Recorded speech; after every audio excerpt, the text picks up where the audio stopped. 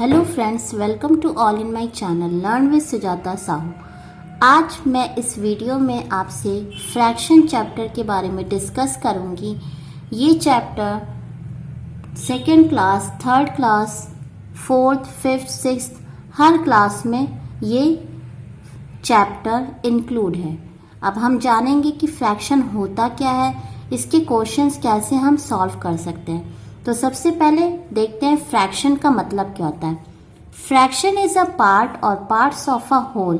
इसका क्या मतलब है कि अगर आपके पास कोई ऑब्जेक्ट है या फिर आपके पास कोई कंप्लीट इमेज है, उसका हर एक पार्ट या फिर उसके एक से ज़्यादा पार्ट्स फ्रैक्शन कहलाते हैं। When an object is divided into equal parts, each part is called as fraction of the object. अगर आपके पास कोई ऑब्जेक्ट है और आपने उसे डिवाइड किया है इक्वल पार्ट्स में, तो उसका हर एक पार्ट उसका फ्रैक्शन कहलाएगा।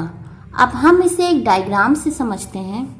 जैसे मान लीजिए आपके पास एक सर्कल है, आप बर्थडे सेलिब्रेट करते हैं, केक आता है। केक किस फॉर्म में होता है? इस फॉर्म में, ठीक। अब आपके यहाँ कई सारे गेस्ट आए होते हैं और सबको मान लीजिए केक डिस्ट्रीब्यूट होता है, लेकिन मान लीजिए आपके 8 फ्रेंड्स आए हैं, ठीक। तो आप इस केक को, जो अभी तो होल है, कंप्लीट है, उसे कितने पार्ट्स में डिवाइड करेंगे? 8 पार्ट्स में, ताकि हर गेस्ट को, आपके हर फ्रेंड को केक का हिस्सा मिल सके। मैंने इसे यहाँ से डिवाइड किया 1, 2 पार्ट्स में ये डिवाइड हो चुका है। फिर मैंने इसको यहाँ से डिवाइड किया। अब कितने पार्ट्स में केक डिवाइड हो चुका है? 1, 2, 3, 4। अभी 4 है, हमें कितने चाहिए? 8 चाहिए। क्यों? क्योंकि हमारे कितने फ्रेंड्स हैं? अभी 8 फ्रेंड्स हैं। फिर मैंने इसे इस तरह से डिवाइड किया। अब मेरे पास कितने हिस्से हैं? 1, 2, 3, 4, 5, 6। अभी भी कम है। फिर मैं इसे यहाँ से कट करूँगी। अब मेरे पास 1, 2, 3, 4, 5, 6, 7, 8 पार्ट में मैंने इसे इक्वली डिवाइड किया, ठीक। अब मान लीजिए मैंने ये वाला पार्ट यहाँ से निकाला और केक का हिस्सा मैंने अपने किसी फ्रेंड को दिया, ठीक। यानी हमारे पास टोटल कितने थे? 8 पार्ट थे, उसमें से मैंने एक हिस्सा निकाला। अब मान लीजिए आपको किसी और फ्रेंड को भी देना हो, आपने फिर से केक का एक दूसरा हिस्सा निकाला और किसी को दिया। यानी इस केक के टोटल 8 पार्ट्स हुए थे, इक्वली डिवाइड हुए थे, उसमें से हर एक पार्ट उसका फ्रैक्शन कहलाएगा। आई होप आपको ये कॉन्सेप्ट समझ में आया होगा। अब हम आगे बात करते हैं कि हमें क्या क्या चीज़ें जाननी चाहिए। यहाँ पर मैंने कुछ इमेजेस लिए हैं और इनमें यहाँ देखिए लाइनिंग्स की हैं, ठीक। शेडेड पार्ट भी हम इसे कह सकते हैं और मैंने इसे इस तरह से शो किया है। अब मैं ये आपको बताना चाहूँगी कि हम इसमें से कौन सा पार्ट कहाँ लिखेंगे, यानी टॉप पे क्या होगा, बॉटम पे क्या होगा, ठीक। ये कितने पार्ट शेडेड है? 2 पार्ट शेडेड है, तो हम 2 ऊपर लिखेंगे। देन ये फ्रैक्शन बार होता है, इसे हम फ्रैक्शन बार कहते हैं। उसके बाद टोटल नंबर ऑफ पार्ट्स 1, 2, 3, 4 कितने हैं हमारे पास? 4, तो हम 4 यहाँ लिखेंगे। उसी तरह यहाँ पे शेडेड पार्ट क्या है? 1 फ्रैक्शन बार। उसके बाद कितने पार्ट्स है टोटल? 1, 2, तो हम 2 यहाँ लिखेंगे। फिर यहाँ पर देखिए कितने पार्ट शेडेड है? 1। और ये टोटल कितने पार्ट है? 1, 2, 3। फ्रैक्शन बार हम यूज़ करेंगे और 3 यहाँ लिखेंगे। इतनी बातें आई होप आपको समझ में आई होंगी। अब देखिए कुछ वैल्यूज़ यहाँ ऊपर लिखी है, जैसे 2, 1, 1। जो वैल्यू ऊपर लिखी होती है हम उसे कहते हैं न्यूमरेटर।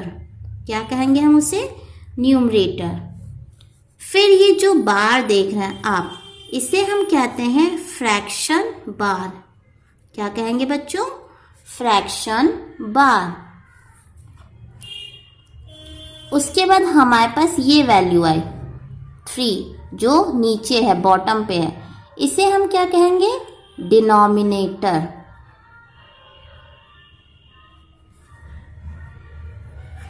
क्या कहेंगे? डिनोमिनेटर। यानी जो भी वैल्यू आपके पास यहाँ पर ऊपर होती है, यानी top number, it is called as numerator, this bar is called as fraction bar, and bottom number is called as denominator.